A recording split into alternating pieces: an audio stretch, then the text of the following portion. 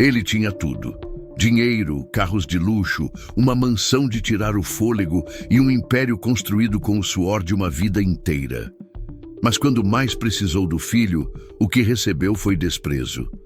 O que fazer quando o preço do sucesso é a perda do que realmente importa? Fique até o final e descubra como a ingratidão pode destruir até mesmo o maior dos milionários. Antes de começarmos, se inscreva no canal e deixe o seu like, porque você não vai querer perder o que vem por aí. Agora vamos à história. Roberto sempre acreditou que a riqueza seria a resposta para todas as angústias que ele e seu filho Carlos poderiam enfrentar. Desde que sua esposa falecera, ainda quando Carlos era apenas um menino de 5 anos, Roberto assumiu sobre os próprios ombros a responsabilidade de garantir um futuro luminoso para o garoto. Com uma dedicação quase obsessiva, trabalhou dias e noites, acumulando cada centavo para investir em negócios que pudessem tornar sua vida e a do filho mais confortável. Em pouco mais de 2 décadas, Roberto transformou uma pequena loja de reparos em celulares numa cadeia de tecnologia multinacional. A ascensão foi meteórica e com ela vieram prêmios, reconhecimentos e, claro, muito dinheiro.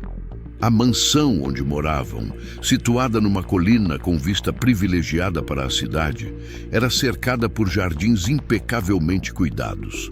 Uma longa alameda de palmeiras guiava visitantes até a entrada principal, onde a porta dupla de mogno ostentava um brasão personalizado, representando a inicial do sobrenome da família.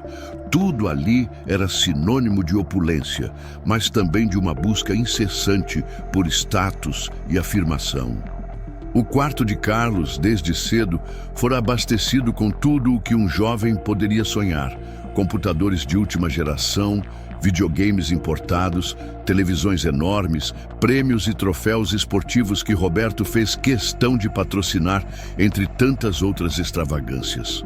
Na adolescência, Carlos já viajava para o exterior em jatinhos particulares e se hospedava em hotéis de luxo para conhecer culturas diferentes.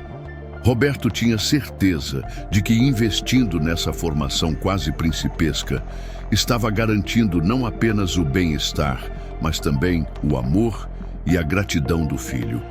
Durante toda a juventude de Carlos, os eventos sociais na mansão se tornaram cada vez mais frequentes. Empresários, políticos e celebridades do entretenimento eram presença constante nos jantares exclusivos que Roberto oferecia. Ele fazia questão de exibir o filho como herdeiro aparente daquele patrimônio, esperando que Carlos aprendesse, pela convivência com homens e mulheres de negócios bem-sucedidos, as nuances e artimanhas do mundo corporativo. Em cada um desses encontros, Roberto comentava orgulhoso como havia começado do zero e chegado até ali, enfatizando a importância de trabalho árduo, coragem e persistência. Carlos, por sua vez, absorveu esses valores de uma maneira singular. Crescido no seio de tanto luxo, passou a ver a fortuna não como resultado de um suor abundante e de incontáveis noites sem dormir, mas como algo praticamente natural. Desde cedo, habituou-se a ter tudo à mão, sem compreender de fato os bastidores do sucesso que o pai alcançara. Observava mais o exibicionismo das festas do que o esforço do dia a dia. Em sua cabeça, a vida era uma constante escalada a postos mais altos, sempre rodeada de servos, assessores e pessoas dispostas a bajulá-lo. Quando completou 18 anos, Carlos foi enviado à melhor universidade do país para cursar administração de empresas. A intenção de Roberto era lapidar o potencial do filho, fazendo-o aprender de forma acadêmica aquilo que a prática empresarial já o havia ensinado. Para Carlos, entretanto, a universidade tornou-se um lugar onde poderia reforçar a imagem de filho de milionário que tanto lhe agradava. Logo fez amizades influentes, formou um círculo de colegas interessados nas festas, nos carros importados e nas viagens extravagantes que ele organizava nos fins de semana. Nesse período, Roberto quase não via o filho. Entre a exigência de administrar a enorme corporação que criara e as sucessivas viagens de Carlos para lugares paradisíacos, os encontros familiares se restringiam a telefonemas breves e cheios de formalidades. O pai, contudo, não se importava tanto. Em sua visão, Carlos estava vivendo a vida e aprendendo a ser feliz. Se essa felicidade incluía carros de luxo e casas de veraneio, tudo bem.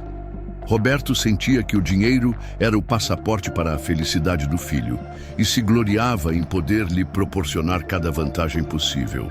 Passados alguns anos, Carlos retornou da faculdade, mas suas atitudes pouco tinham a ver com a responsabilidade que Roberto esperava dele. Na verdade, o rapaz parecia mais interessado em montar uma espécie de clube de influenciadores, mesclando gente famosa, atletas e cantores, numa tentativa de criar um império próprio de marketing e imagem nas redes sociais. Roberto, vendo o entusiasmo do filho, decidiu injetar uma quantia considerável de capital nessa ideia. Afinal, nada era mais importante do que incentivar o sonho de Carlos. Conforme o tempo passou, os cabelos de Roberto foram ficando grisalhos e suas forças começaram a dar sinais de declínio. A vida exigiu dele sacrifícios, inúmeras noites em claro, contratos tensos com investidores, mudanças de estratégia de mercado, crises financeiras mundiais que quase levaram seu negócio à falência. Mas ele superou tudo, sempre motivado pela vontade de deixar um legado inestimável para Carlos. O império que havia erguido não era apenas um reflexo de sua capacidade como empreendedor, mas a pedra fundamental do futuro do filho. Carlos, agora com 30 e poucos anos, administrava diferentes ramos de sua própria empresa, mas sempre sob a sombra e o respaldo financeiro do pai. Ele vivia rodeado de assessores, advogados e consultores, todos de olho no prestígio e no dinheiro que orbitavam ao seu redor. A imagem pública de Carlos era a de um jovem empresário de visão, alguém que se dizia inovador e carismático nas redes sociais, embora, na prática, as decisões-chave ainda fossem tomadas por Roberto, de forma mais silenciosa. Com a saúde comprometida pelo ritmo intenso de trabalho, Roberto começou a ter problemas de hipertensão e precisou fazer check-ups frequentes. O médico o aconselhou a delegar mais funções, a descansar e talvez pensar numa aposentadoria parcial. Mas Roberto não sentia segurança de largar tudo nas mãos de Carlos.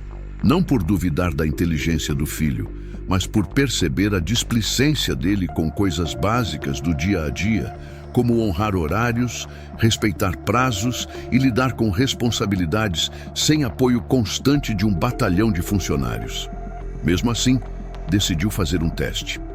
Passou para Carlos o controle de um dos setores-chave da corporação, monitorando apenas à distância. Nos primeiros meses, tudo correu relativamente bem, pois Carlos contou com a assessoria de veteranos. Entretanto, ao ver resultados positivos, o jovem tornou-se ainda mais confiante, ou melhor, arrogante.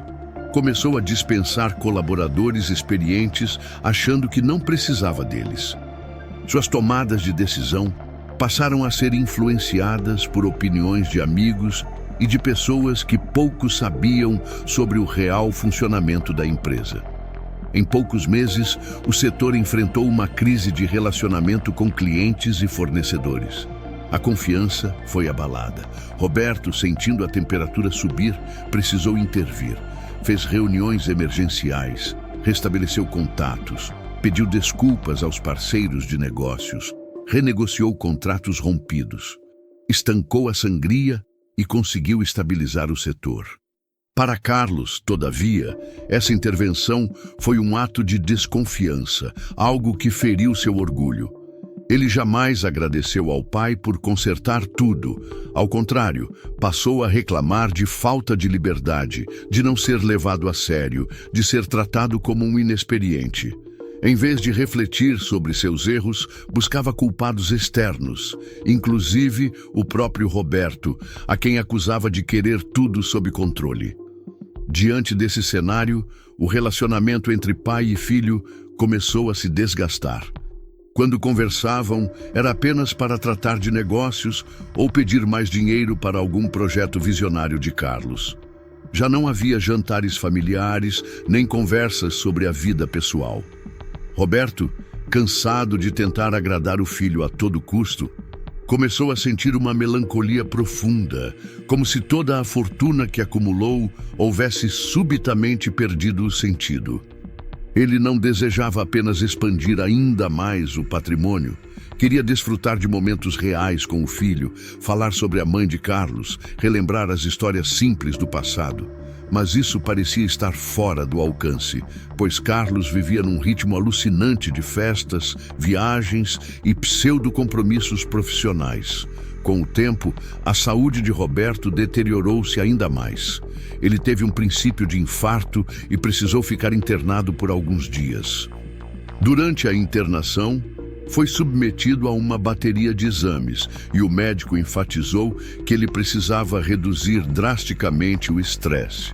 Do contrário, corria o risco de ter um infarto fulminante.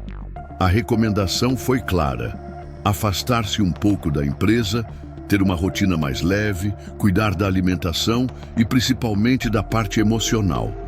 Roberto, apesar de assustado, sentia-se mais tranquilo em delegar as tarefas agora que o império estava minimamente estruturado e que, teoricamente, Carlos poderia assumir boa parte das funções.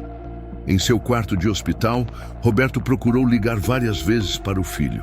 Queria não só conversar sobre a importância de redobrar os cuidados com a empresa, mas também ouvir umas palavras de afeto, de preocupação. Porém, Carlos raramente atendia. Estava sempre em reunião, viajando ou sem sinal no celular.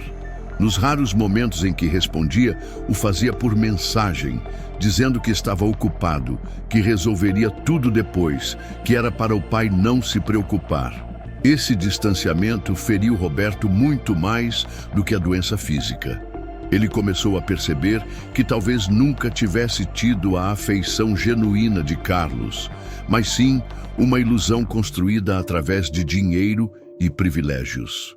Na noite anterior à alta do hospital, Roberto recebeu a visita de Mariana, uma antiga amiga da família e empresária parceira em alguns projetos. Ela era o tipo de pessoa que sempre admirou Roberto, não apenas pelo sucesso, mas pela postura ética e pela generosidade. Nessa visita, além de levar flores, Mariana conversou longamente com Roberto, que desabafou sobre a solidão que sentia. Contou que, no fundo, a única coisa que realmente queria era poder contar com o filho na velhice, que Carlos pudesse cuidar dele quando chegasse o momento, ou, ao menos, oferecer algum amparo emocional. Mariana, embora tentasse tranquilizá-lo, sabia intimamente que Carlos não era assim. Bastava ver a forma como ele se comportava publicamente. Ainda assim, prometeu ajudar Roberto no que fosse possível, sugerindo que ele chamasse o filho para uma conversa séria assim que saísse do hospital. Dias depois, Roberto teve alta e retornou à mansão. Esperava, no fundo do coração, ser recebido com carinho pelo filho, talvez um abraço ou um gesto de preocupação. Entretanto, ao entrar em casa, só encontrou funcionários, seguranças e pessoas que cuidavam da casa. Carlos não estava. A secretária pessoal de Carlos explicou que ele havia precisado viajar às pressas para Los Angeles, pois supostamente havia uma oportunidade de fechar um contrato milionário com um astro do cinema. Roberto, cansado e ainda abalado, mal conseguiu demonstrar indignação. Subiu para o quarto com um semblante desolado e foi descansar, refletindo em silêncio sobre os rumos que sua vida havia tomado. Passou-se uma semana inteira. Carlos não retornou, não telefonou, não mandou nenhuma mensagem expressiva ao pai. As únicas notícias que chegavam eram fotos dele e de sua comitiva em hotéis luxuosos, praias reservadas e festas exclusivas. Roberto começou a sentir um desânimo profundo que beirava a depressão. Pensava em como dedicou toda a vida para criar uma fortuna colossal, na vã esperança de que isso aproximaria o filho dele. Agora, na velhice, experimentava justamente o oposto. Carlos parecia cada vez mais distante, como se Roberto não passasse de uma formalidade no organograma familiar. Foi nesse contexto que uma nova crise de saúde se abateu sobre Roberto. Certa madrugada, ele sentiu dores intensas no peito e dificuldade de respirar. Percebeu que algo estava terrivelmente errado e acionou rapidamente o botão de emergência instalado ao lado da cama. Os paramédicos chegaram em 10 minutos e o levaram às pressas para um hospital particular. Antes de entrar na ambulância, Roberto ainda lembrou de pedir para que contatassem Carlos. Queria falar com o filho, avisá-lo do que estava acontecendo. A equipe médica correu para estabilizar seu quadro. Os exames indicaram que ele sofrera um ataque cardíaco e precisaria de procedimentos urgentes. Roberto passou por uma angioplastia, ficou em observação na UTI por algumas horas e, graças a uma rápida intervenção, sobreviveu. Ainda assim, os médicos foram enfáticos. Era indispensável um cuidado maior no pós-operatório, além de repouso e reabilitação. Só que, mais uma vez, o telefone de Carlos estava desligado ou caía na caixa postal.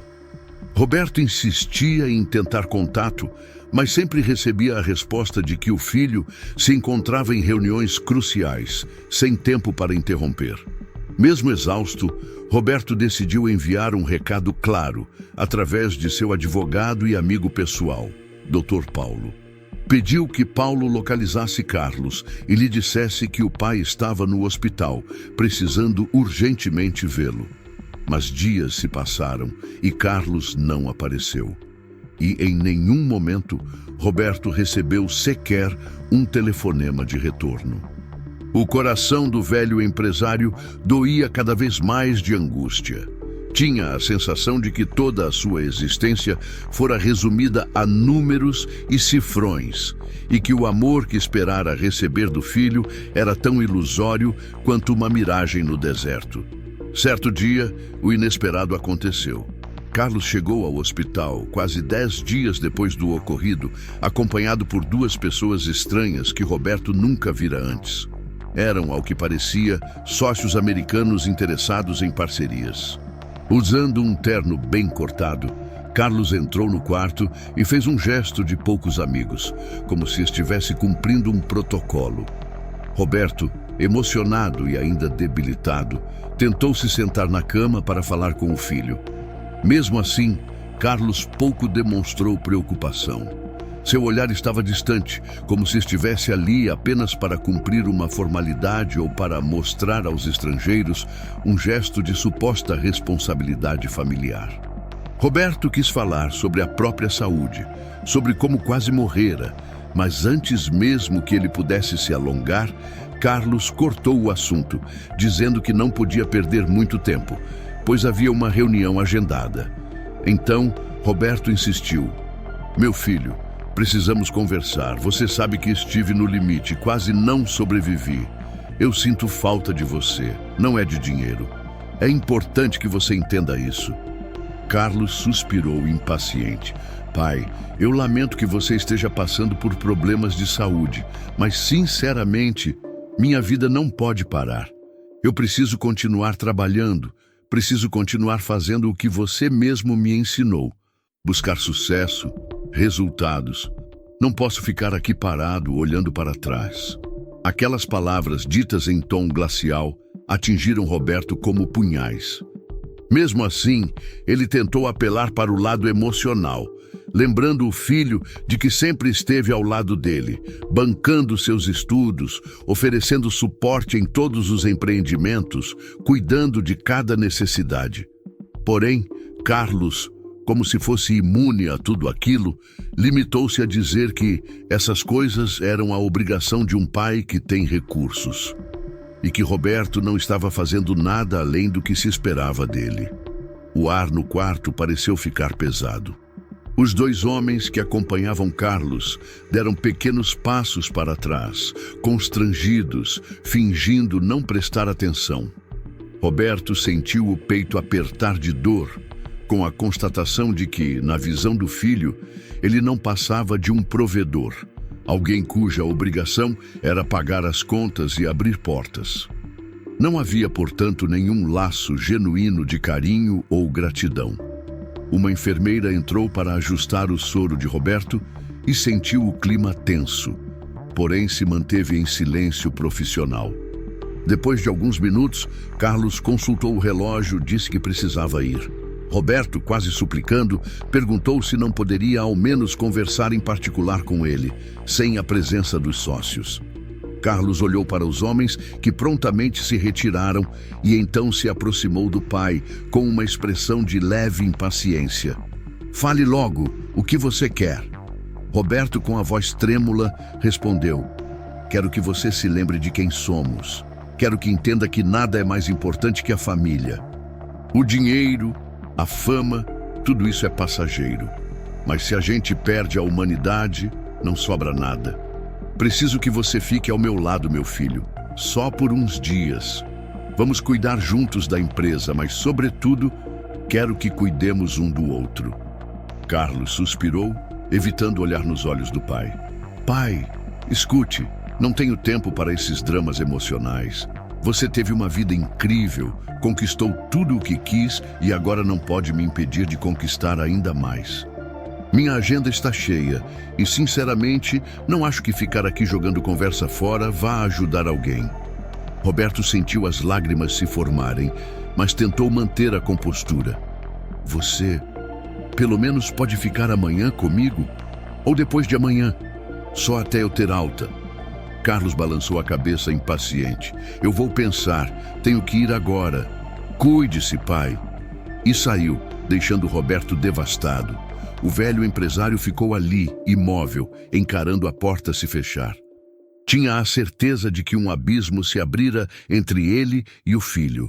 Um abismo que talvez nunca pudesse ser transposto. As horas seguintes foram de um silêncio sepulcral no quarto, interrompidas apenas pelos bips das máquinas e pelas instruções dos enfermeiros. O tempo passou e Carlos não voltou no dia seguinte nem no outro. Roberto recebeu alta e retornou à mansão. Um esquema de enfermagem domiciliar foi montado, com médicos e fisioterapeutas que vinham em casa para ajudá-lo na recuperação. Esperava, a cada dia, ver o filho chegar. Entretanto, Carlos estava cada vez mais envolvido em viagens e projetos, aparecendo somente quando tinha algum interesse comercial para tratar.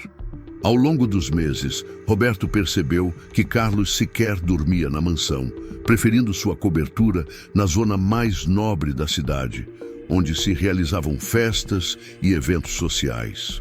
Conforme o tempo passava, a solidão de Roberto tornou-se excruciante. Ele se lembrava de como tudo começara. Um pequeno negócio, muita dedicação, noites sem dormir e a certeza de que estava fazendo aquilo pelo futuro de seu filho. Agora, o império estava de pé, mas o laço entre pai e filho parecia ter se rompido. Restava apenas uma formalidade sombria, como se um fosse empregado do outro. Isso corroía Roberto por dentro, levando-o a repensar cada decisão que havia tomado na vida. Afinal, de que valia aquele dinheiro todo se não conseguia conquistar a ternura do próprio filho? Até que chegou o momento crítico. Certo dia, Roberto precisou de ajuda para levantar-se da cama. Sentiu uma dor lancinante na lombar e caiu no chão do quarto sem conseguir se mover. Gritou por socorro e os funcionários vieram correndo ajudá-lo. Assim que o estabilizaram numa cadeira de rodas temporária, Roberto mandou chamar Carlos, pois era fim de semana e, teoricamente, o filho estaria na cidade. A resposta que recebeu foi a de sempre. Carlos não podia atender porque estava em uma conferência importantíssima e não tinha previsão de voltar para casa. Foi então que Roberto decidiu tomar uma decisão que mudaria tudo. Num ímpeto de desespero, ligou pessoalmente para o celular de Carlos e, surpreendentemente, ele atendeu, porém com aquela frieza habitual. Roberto, quase sem respirar direito, falou: "Meu filho, eu estou em uma situação crítica. Preciso de você agora. Não é sobre negócios, é sobre mim. Estou quase imobilizado e preciso da sua ajuda."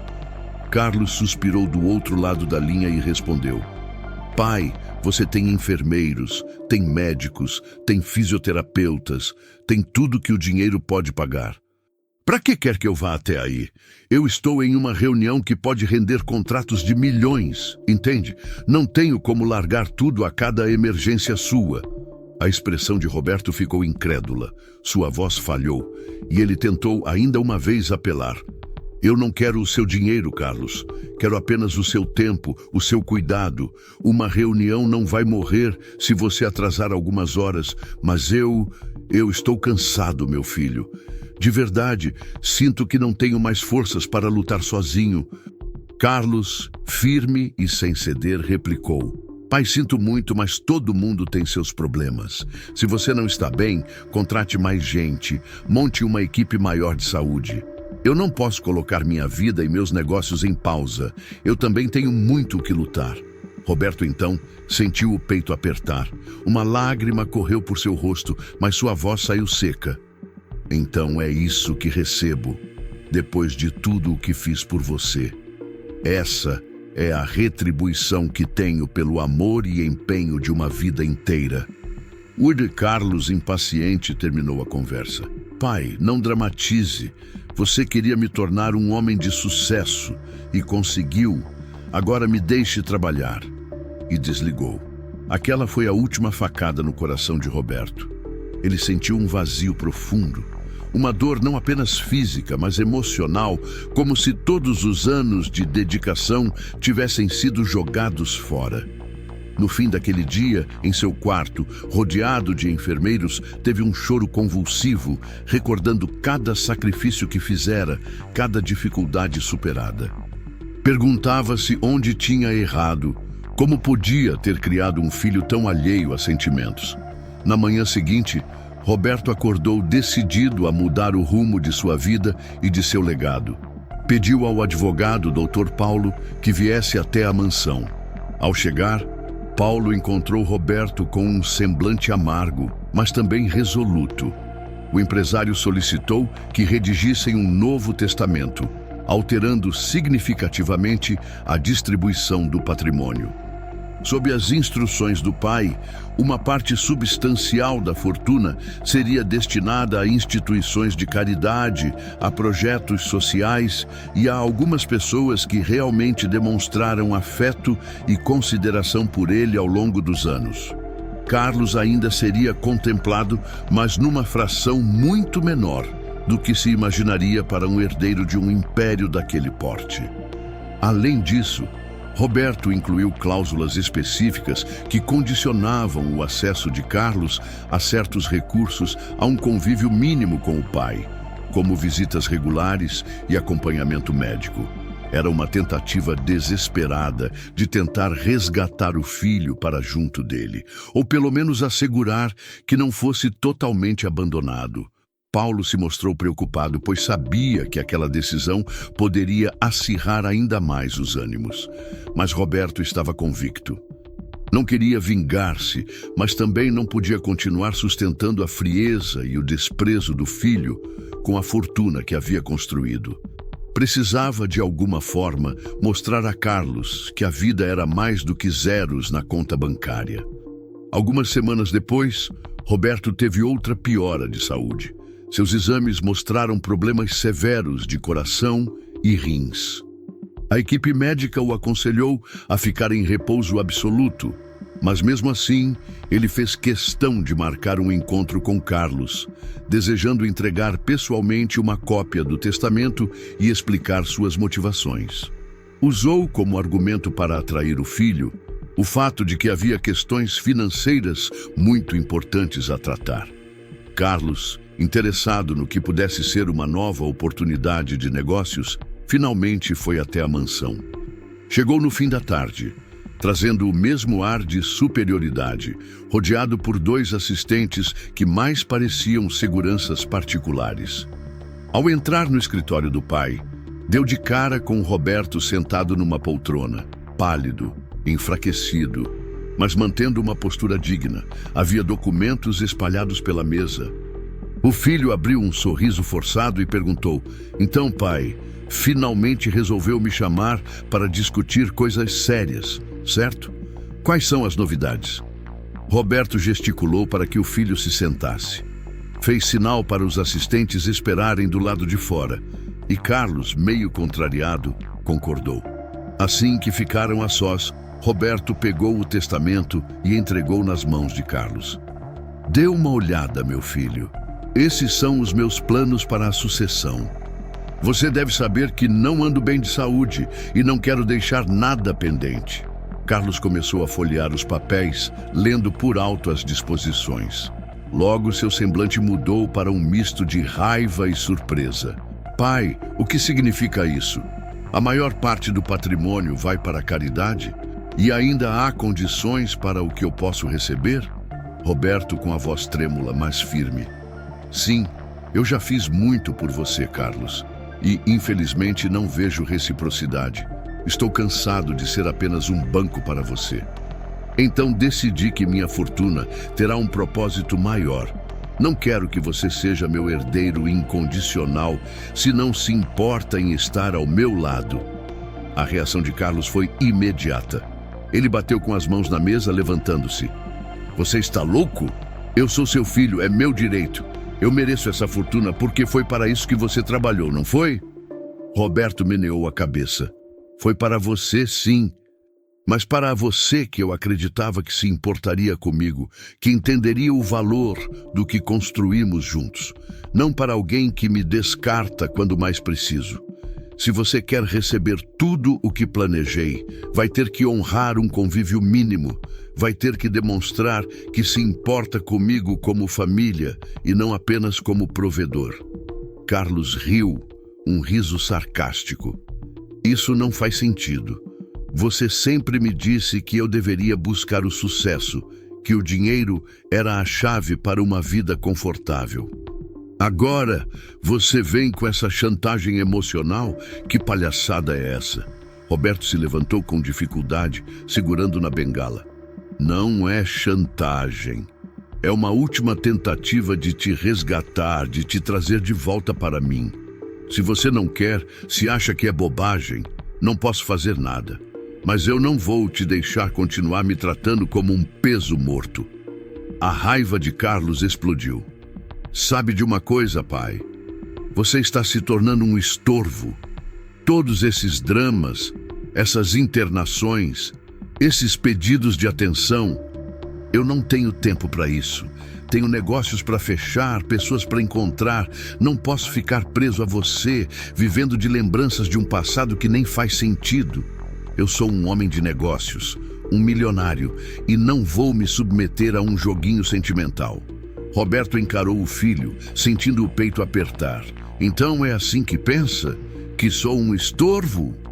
Carlos esbravejou. "Exatamente.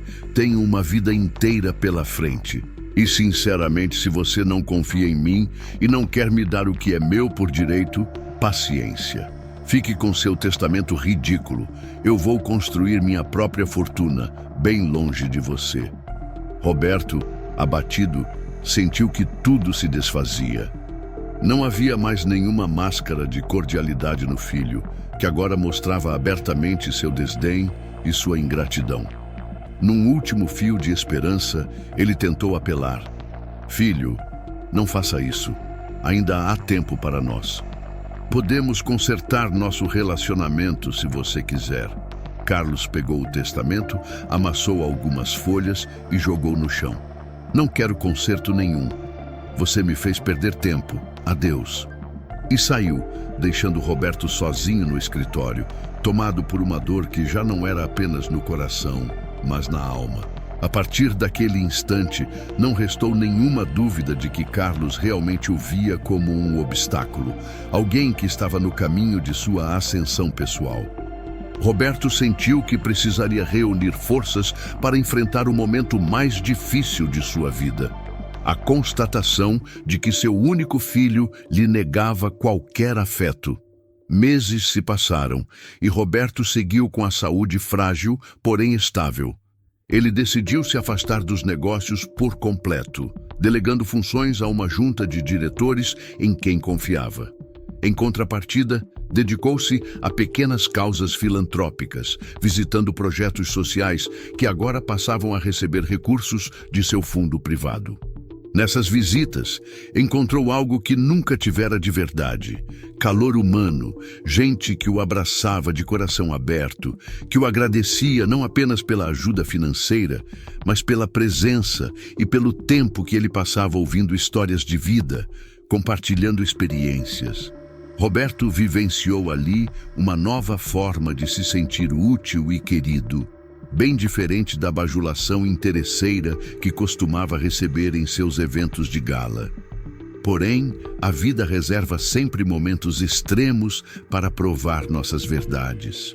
Certa noite, Roberto teve um mal-estar severo que o levou novamente ao hospital. Os médicos detectaram uma insuficiência cardíaca avançada. Ele precisaria de um transplante ou suas chances de sobrevivência seriam mínimas. O mundo pareceu ruir de vez. Roberto, cansado, perguntou se havia tempo para tentar o procedimento. Os médicos explicaram que, sem a chegada de um doador compatível, era impossível fazer uma previsão. Poderia durar semanas, meses ou até anos, mas não havia garantias.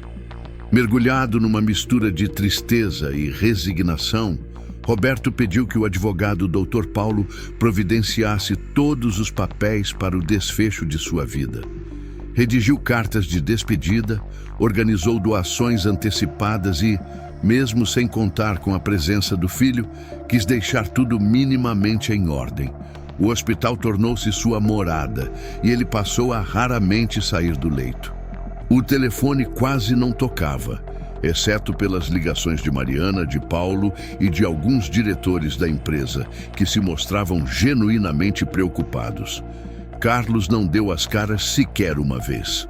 Até que, numa madrugada chuvosa, Roberto piorou drasticamente. Os enfermeiros e médicos se mobilizaram para estabilizá-lo, mas nada parecia surtir efeito. Já com a consciência turva, sentindo as forças se esvaírem, Roberto pediu a Mariana, que estava ali presente, que tentasse ligar para Carlos. Mariana fez a chamada, mas caiu na caixa postal repetidas vezes. Tentou mandar mensagens e nada.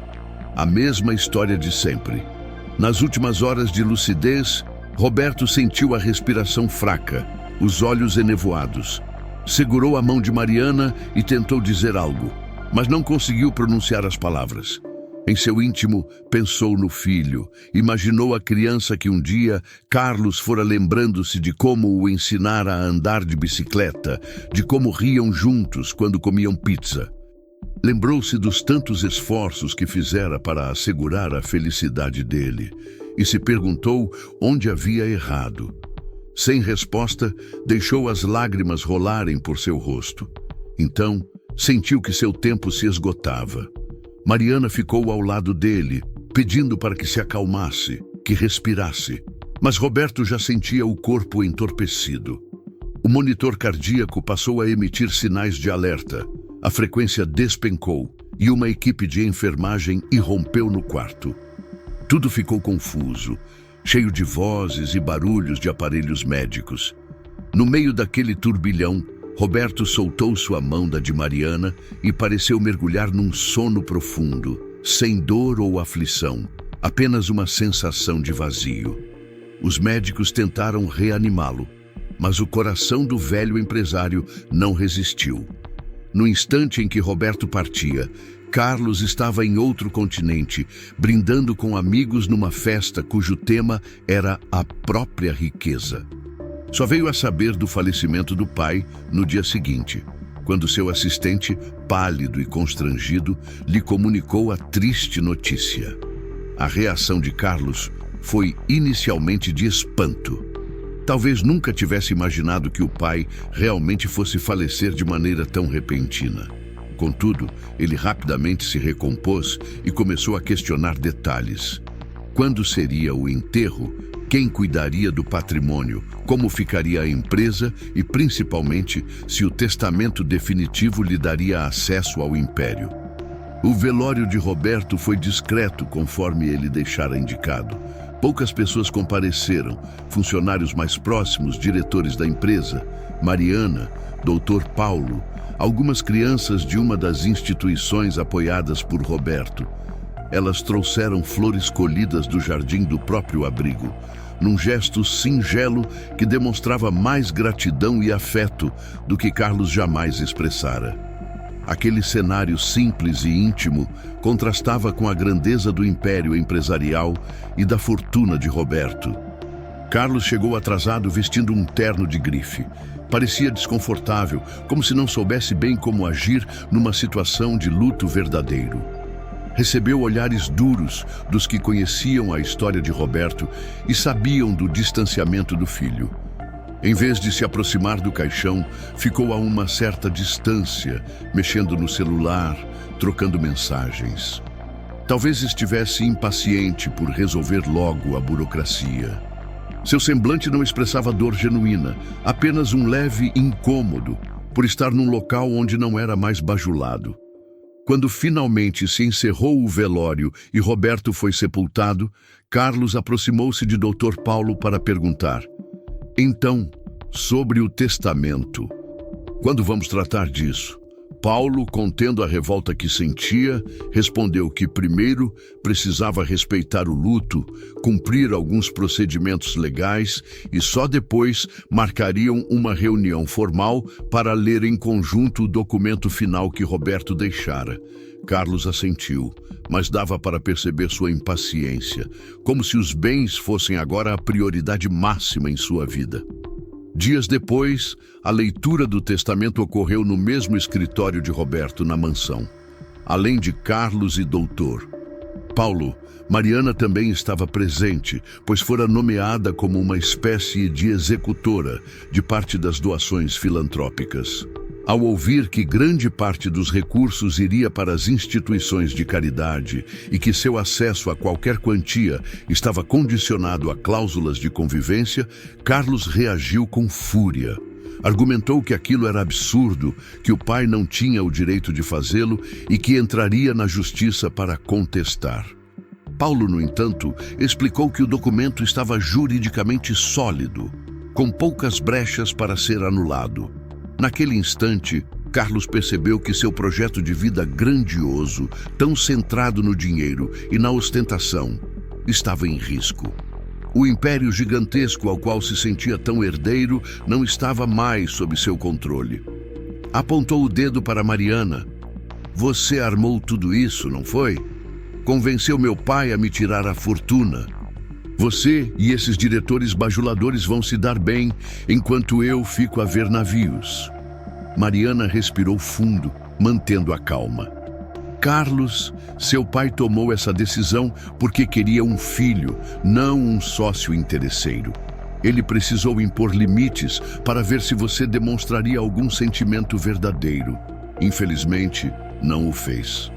Carlos, movido pela raiva, deixou o escritório às pressas, dizendo que contrataria advogados de renome internacional para reverter a situação. Mas com o tempo, foi percebendo que a briga judicial seria longa e sem garantias de vitória. Além disso, a reputação de ingratidão que começava a se espalhar no meio empresarial seria um enorme prejuízo para sua imagem pública.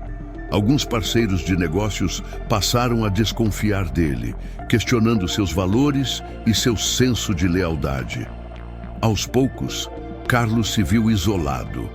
As festas já não lhe agradavam tanto, pois muitos daqueles amigos o procuravam apenas em busca de benesses. Seu círculo de bajuladores se desfez quando perceberam que ele não tinha mais o aporte ilimitado que julgava ter. A empresa de marketing e influenciadores, sem o subsídio constante de Roberto, entrou em dificuldades financeiras. Credores começaram a pressionar, e Carlos se deu conta de que precisaria lidar com tudo sozinho, sem a mão salvadora do pai. Numa noite solitária em sua cobertura, sem festas nem multidões, Carlos finalmente entendeu que perdera o que jamais recuperaria: o amor do pai. E compreendeu que a fortuna, por maior que fosse, não lhe traria de volta aquele que o criou com tanto empenho. Pegou o celular e começou a vasculhar antigas fotos. Viu imagens dele, ainda criança, ao lado de Roberto, ambos sorrindo no quintal de uma casa modesta, muito antes de serem milionários. Aquela expressão de felicidade pura o fez sentir uma pontada no peito, um arrependimento amargo. Lembrou-se das conversas que teve com o pai, dos ensinamentos sobre trabalho duro, do café da manhã em família que, quando pequeno, tanto amava. De como o pai era carinhoso quando ele adoeceu pela primeira vez e precisou ficar dias de cama. Percebeu, tarde demais, que passara a vida exigindo mais e mais, sem nunca ter parado para agradecer ou retribuir. Tomado por uma angústia que não podia dissipar, Carlos vestiu uma roupa qualquer e foi de carro até o cemitério particular, onde Roberto foi sepultado. O lugar estava vazio e uma leve brisa fria agitava as folhas das árvores. A cada passo, Carlos sentia o peso das escolhas que fizera. Ao se aproximar do túmulo, viu que alguém deixara um buquê de flores frescas. Talvez Mariana ou algum antigo funcionário que realmente amava Roberto. Ali, diante da lápide simples que trazia o nome de seu pai, Carlos finalmente sucumbiu ao remorso. Caiu de joelhos, apoiando as mãos no chão úmido e sentiu as lágrimas rolarem, soluçando como uma criança que perde o rumo. Foi uma cena silenciosa e devastadora. Naquele momento, um turbilhão de lembranças lhe veio à mente. E tudo o que ele pôde dizer entre soluços foi: "Me perdoa, pai. Eu fui cego. Me perdoa." Mas já não havia volta. Aquele pedido de perdão ecoou no vazio, sem esperança de ser atendido. Nenhuma quantidade de dinheiro ou poder seria capaz de mudar o fato de que Roberto já não estava ali para acolhê-lo. Carlos partiu daquele cemitério ainda mais solitário, compreendendo enfim que a ingratidão pode custar caro e que a maior riqueza da vida não está nos cofres, mas nos corações que a gente aprende a amar e respeitar. Depois daquela noite em que Carlos se ajoelhou diante do túmulo de Roberto, algo nele começou a mudar. A imensa tristeza, aliada à culpa, passou a atormentá-lo todos os dias. O vazio deixado pela perda do pai parecia impossível de preencher. Ele não conseguia mais se concentrar nos negócios, pois as lembranças de seu comportamento frio e negligente voltavam à mente como um filme em looping. Aquela cena final, em que se despediu do pai de forma egoísta e sem amor, era insuportável de revisitar, mas se repetia insistentemente. Nos dias que se seguiram, Carlos enfrentou uma série de complicações legais em relação ao testamento. Apesar de ter ameaçado iniciar um processo para contestar as disposições de Roberto, seus advogados não encontraram brechas consistentes para invalidar o documento. Cada linha estava bem amparada juridicamente, fruto da cautela de Dr. Paulo. A única alternativa real seria correr um risco altíssimo num longo litígio que envolveria um desgaste financeiro e de imagem, provavelmente sem sucesso. Em paralelo, seus negócios também sofriam. Alguns dos antigos parceiros já não confiavam plenamente em seu discernimento. O afastamento de Roberto e o falecimento dele haviam deixado a empresa sem o alicerce ético que mantinha as engrenagens rodando. Muitos funcionários dedicados a Roberto olhavam para Carlos com desconfiança ou mágoa, sabendo de sua fama de herdeiro ingrato. E ainda que tivesse ideias modernas, Carlos não possuía o carisma paterno para manter a motivação da equipe. Os resultados começaram a cair. A imprensa especializada em negócios, antes tão disposta a exaltá-lo como um herdeiro promissor, passou a levantar questionamentos sobre sua capacidade de liderança. Pequenas colunas e artigos descreviam sutilmente a ingratidão que ele demonstrara e especulavam se ele teria forças para se manter no mercado sem o respaldo de Roberto. A reputação de Carlos, construída em grande parte sobre a imagem sólida do pai, encontrava-se abalada. Foi nesse cenário turbulento que Carlos decidiu se afastar por um tempo. Cancelou diversas aparições públicas, reuniões e viagens. Precisava refletir sobre o que realmente queria da vida. Deixou sua cobertura e foi passar algumas semanas numa casa de campo, pertencente à família, mas raramente usada. Localizava-se nos arredores de uma serra, cercada por vegetação densa. Era um lugar simples se comparado à mansão ou aos apartamentos luxuosos onde costumava estar, mas oferecia a tranquilidade necessária para repensar seus rumos. Os primeiros dias foram estranhos. Sem as festas, sem a presença de bajuladores, sem o agito da cidade, Carlos se viu confrontado com o silêncio. Precisou lidar com a própria consciência, atormentada pelos arrepios de culpa. Dormia mal, tendo pesadelos em que via o pai, fragilizado, pedindo socorro, enquanto ele, indiferente, virava as costas. Acordava sobressaltado, suando frio, como se pudesse ouvir o eco das palavras de Roberto. Em busca de algum alívio, Carlos começou a revisitar antigas fotos e diários que encontrou guardados em armários empoeirados da casa de campo. Ali havia álbuns de família de quando ele era apenas um garotinho. Fotos de Roberto sorrindo, acompanhado pela falecida esposa, em passeios na praia, aniversários simples. Nesses registros não havia luxo, não havia grife, mas sim uma felicidade genuína. Viu a si mesmo nos braços do pai no primeiro dia de aula, ganhando um abraço caloroso. Tudo isso o comoveu e ele se pegou chorando várias vezes, lamentando não ter valorizado aqueles momentos enquanto ainda havia tempo. Também achou cadernos antigos do pai, onde Roberto anotava ideias para negócios e reflexões sobre a vida. Em uma das páginas, leu algo que o abalou profundamente. Tudo que faço é por amor ao meu filho. Ele é meu tesouro maior. Que um dia ele possa entender o quanto me importo. Aquelas palavras ecoavam na mente de Carlos como um golpe fatal. Como pudera ignorar por tanto tempo a dedicação do pai? Onde estava quando Roberto mais precisou? Apesar da dor, Carlos começou a sentir que esses mergulhos na memória eram necessários para que pudesse compreender a extensão de seus erros. Talvez fosse tarde para pedir perdão a Roberto, mas ainda poderia honrar a memória dele de alguma forma. Nos dias seguintes, entre leituras e caminhadas solitárias pelos arredores da casa, uma ideia foi ganhando forma em sua mente. Talvez fosse o momento de abandonar aquele estilo de vida fútil e reconstruir um legado que fosse menos material e mais humano, seguindo os passos do que Roberto começara a fazer em seu último ano de vida. Foi então que, num final de tarde chuvoso, Carlos pegou o telefone e ligou para Mariana. A relação entre os dois sempre fora distante. Ele a via como apenas mais uma das conhecidas do pai. Contudo, agora reconhecia que ela foi uma das poucas pessoas a apoiar Roberto nos momentos cruciais.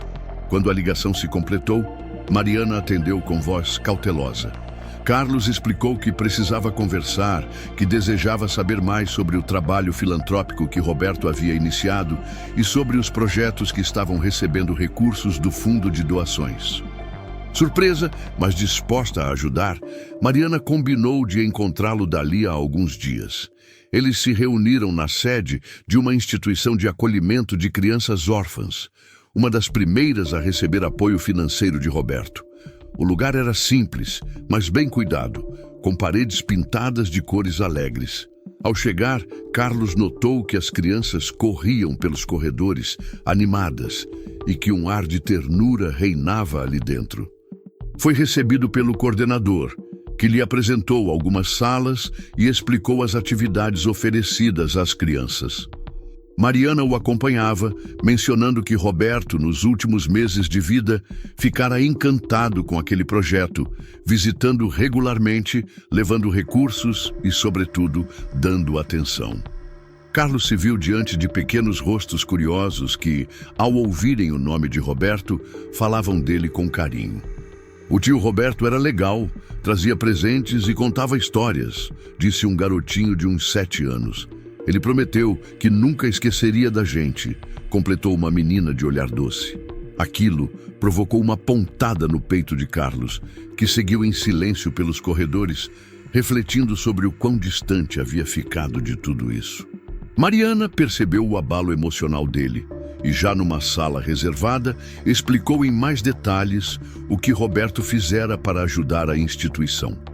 Financiar reformas, garantir alimentação de qualidade e investir na educação das crianças. Mariana contou também que o pai de Carlos não se limitava a colocar dinheiro, mas gostava de visitar, brincar com as crianças, saber dos anseios delas. Queria deixar um legado que não fosse apenas financeiro, mas também afetivo. Nesse momento, Carlos enfim se deu conta de que tinha diante de si um exemplo de ser humano que ele jamais conhecera a fundo. Sempre achara que Roberto era obcecado por trabalho e dinheiro, mas a verdade era muito mais profunda. Num ato impulsivo, Carlos pediu para visitar o quarto onde as crianças dormiam. E quando chegou lá, notou que os beliches eram organizados e simples. Mas agora, graças ao financiamento de Roberto, cada criança tinha um kit de roupas e sapatos adequados.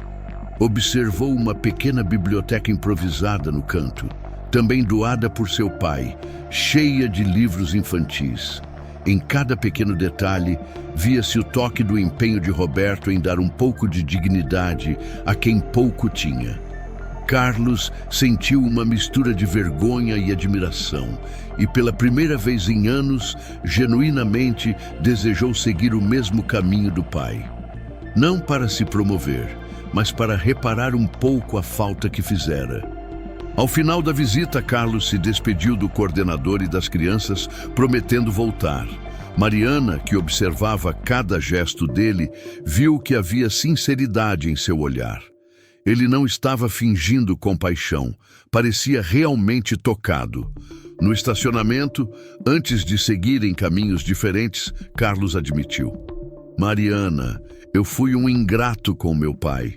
Eu me afastei, só queria saber de ostentação e não enxerguei o homem incrível que ele era. Agora, tudo o que eu posso fazer é tentar honrar um pouco do que ele começou.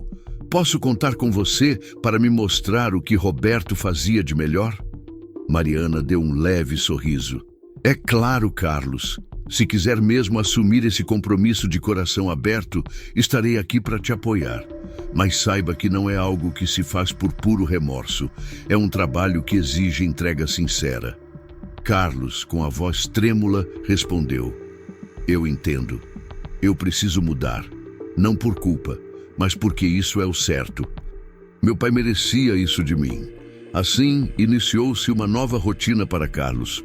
Ele passou a ir semanalmente às instituições que Roberto apoiava, conversando com gestores, voluntários e beneficiários. Deixou de lado seus antigos hábitos de festas e gastos exorbitantes, o que surpreendeu as pessoas próximas. Alguns amigos interesseiros se afastaram por achar que ele havia pirado.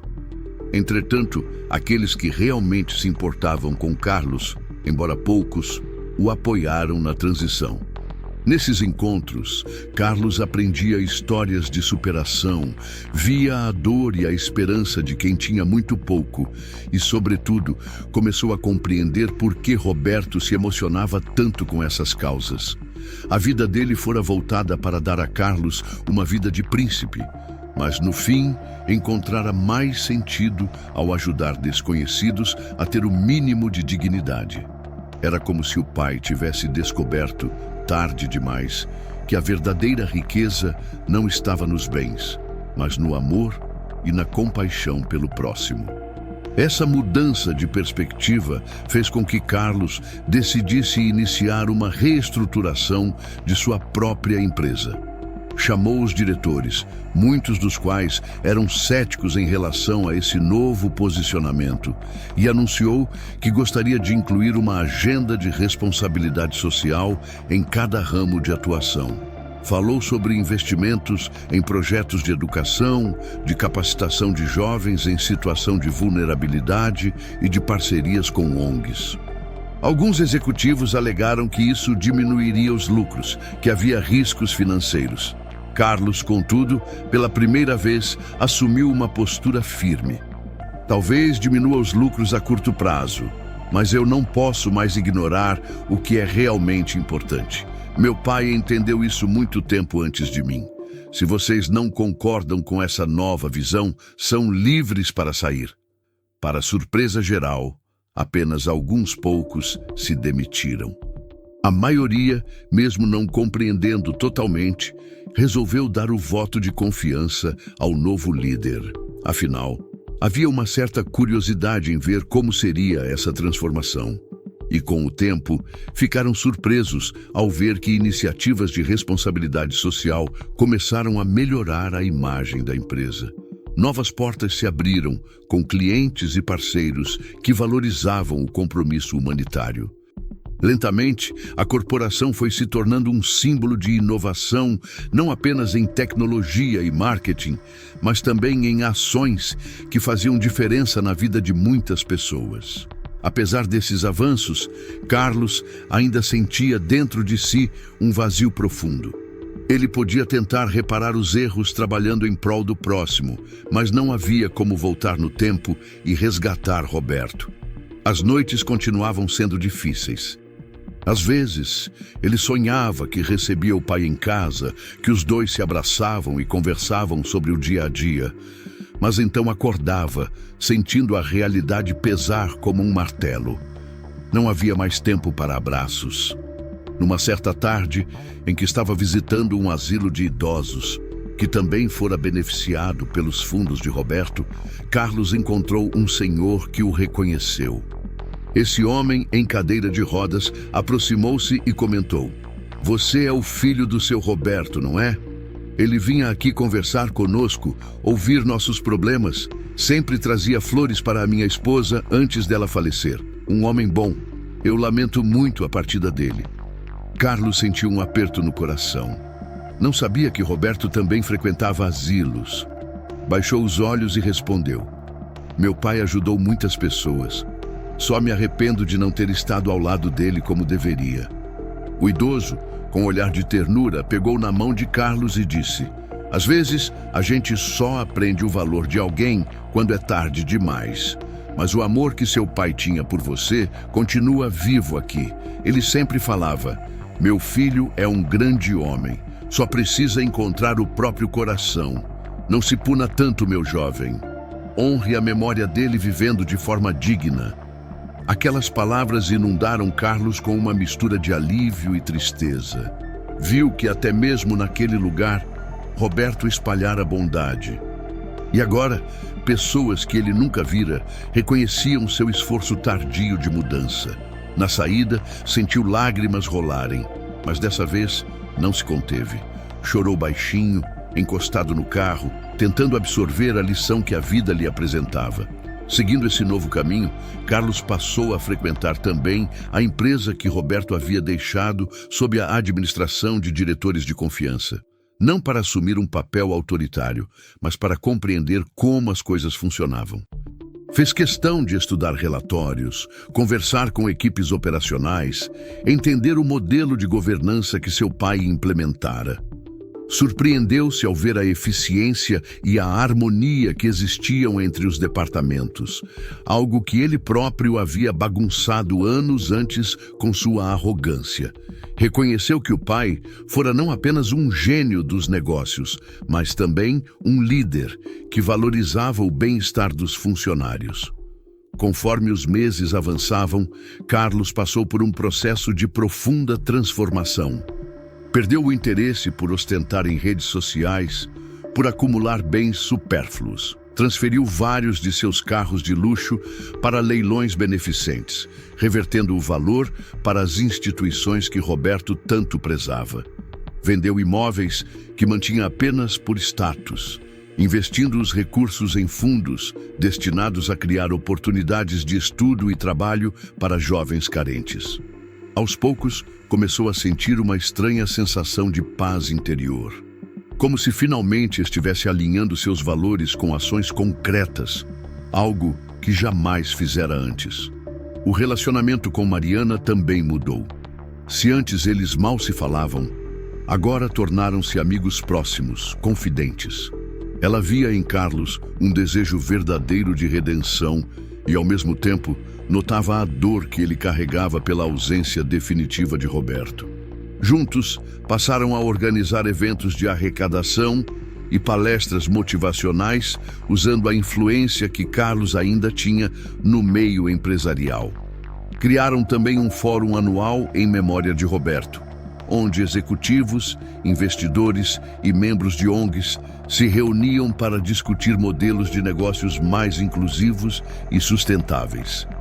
Nessas ocasiões, Carlos subia ao palco sem arrogância e contava a história do pai, como começou do zero, como trabalhou duro e como, ao final de sua vida, descobriu o poder transformador do altruísmo.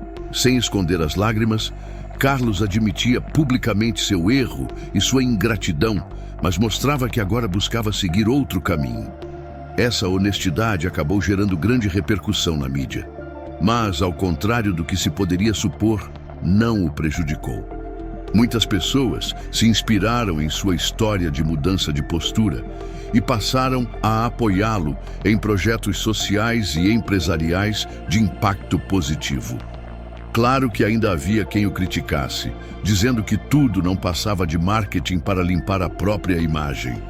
Mas Carlos já não se importava tanto com a opinião alheia.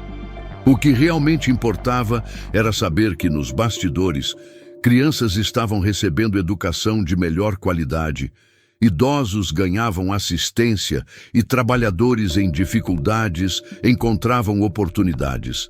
Sentia que, de certo modo, estava dando continuidade ao que seu pai deixara iniciado, ainda que tarde demais para se redimir plenamente. O grande teste de sua mudança ocorreu quando recebeu um convite para reassumir o controle formal do braço de tecnologia da corporação que fora fundada por Roberto. Os diretores, vendo os resultados da guinada social, acreditaram que Carlos, enfim, estava pronto para liderar com responsabilidade. Ele, após muita reflexão, aceitou, mas com a condição de implementar um conselho de governança plural, onde representantes de funcionários e de comunidades apoiadas pela empresa pudessem ter voz. Isso causou estranheza inicial, mas ele justificou. Meu pai ensinou que negócios se fazem com pessoas, não apenas com planilhas. Quero garantir que essa empresa mantenha o caráter humano que ele tanto valorizava. A decisão não foi unânime, mas acabou acatada. E então, numa tarde marcada por um simbolismo profundo, Carlos entrou na sala onde, décadas atrás, vira Roberto comandar reuniões decisivas e sentou-se na cadeira que outrora pertencera ao pai. Sentiu um misto de orgulho e humildade. Lembrou-se de como no passado desejou aquele lugar para si apenas por ambição. Agora, estava lá por um chamado maior, honrar o legado que seu pai havia construído, tentando reparar seus próprios erros. As primeiras semanas foram marcadas por uma imersão completa no dia a dia da empresa. Carlos conversou com a área de recursos humanos para criar programas de capacitação de jovens em situação de risco, oferecendo estágios e oportunidades de efetivação. Propôs redução de certos bônus executivos para redirecionar parte da verba a projetos educacionais internos, beneficiando os filhos dos funcionários. Foi um choque de cultura, mas, surpreendentemente, a motivação da equipe cresceu. Os resultados financeiros também começaram a melhorar, pois a empresa passou a ser vista como referência em responsabilidade social no setor. Isso atraiu parcerias internacionais, inclusive de fundos interessados em investir em empresas com propósitos de impacto social. Nessa altura, já se aproximava o aniversário de 1 ano da morte de Roberto. Carlos decidiu que faria uma homenagem especial ao pai.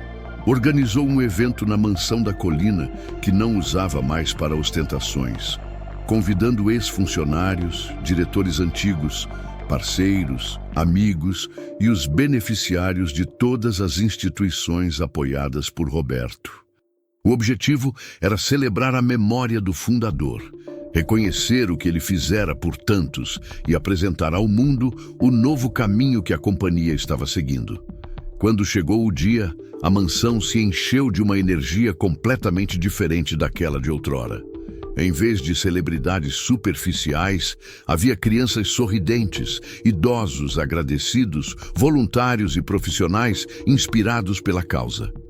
Nos salões antes reservados para festas cheias de ostentação, agora se viam stands onde cada instituição mostrava suas conquistas e seus projetos futuros.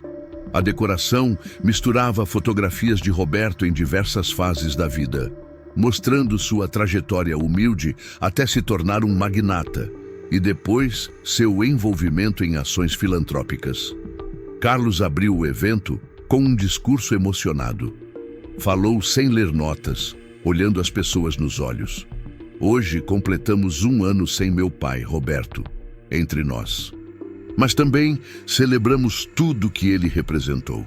Ele construiu um império, mas acima de tudo, descobriu que a maior riqueza é dividir o que se tem com quem precisa.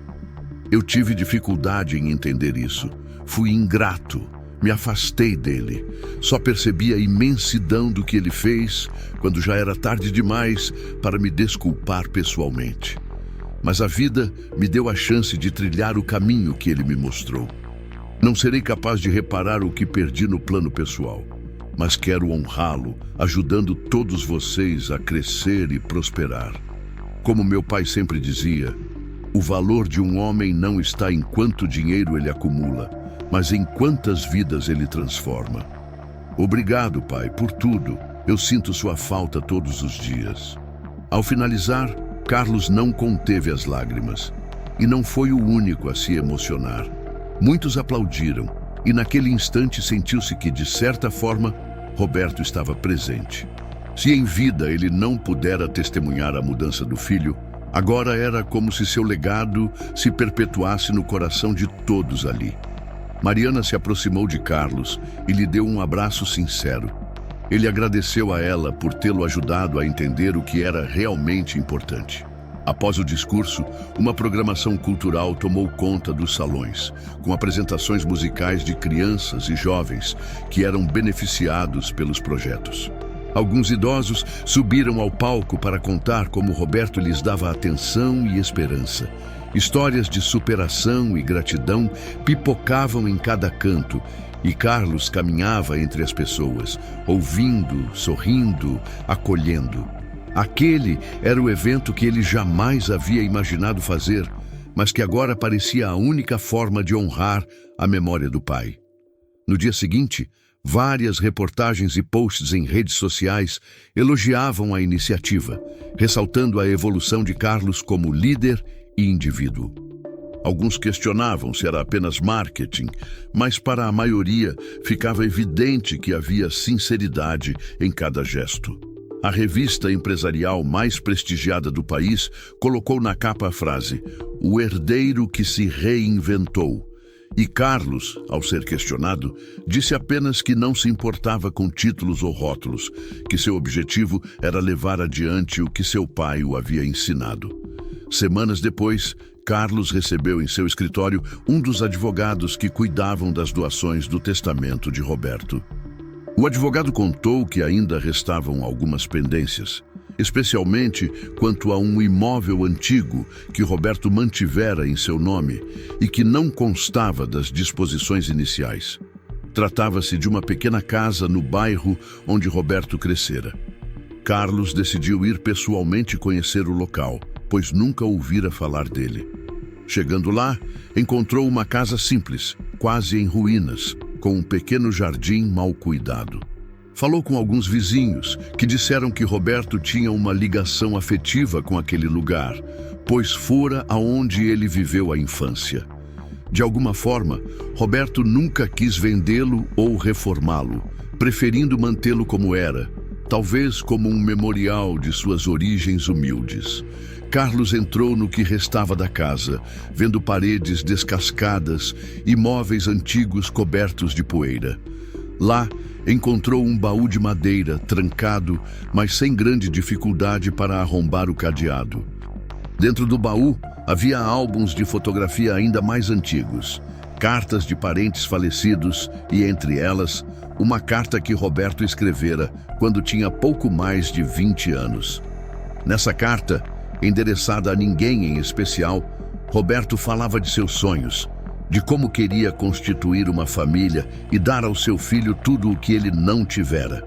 Dizia: "Um dia, espero que meu filho sinta orgulho de mim e que eu possa ser para ele mais do que um provedor. Quero ser um amigo, um companheiro de jornada." Carlos terminou de ler com os olhos marejados. Aquilo era uma prova de que o amor de Roberto por ele vinha desde muito antes de ele nascer. Um amor que atravessou décadas, resistiu a tempestades, mas que não foi compreendido no tempo certo. Saiu daquela casa sentindo o coração pesado, mas com uma clareza renovada de propósito. Agora, tudo o que lhe restava era honrar a memória de um pai que sempre o amou incondicionalmente. Pouco a pouco, Carlos foi se tornando um símbolo de transformação, não só na própria empresa, mas em todo o mercado.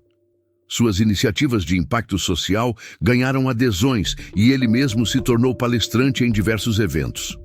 Contava sua história sem mascarar os erros, expondo a dura lição de ingratidão que aprendera.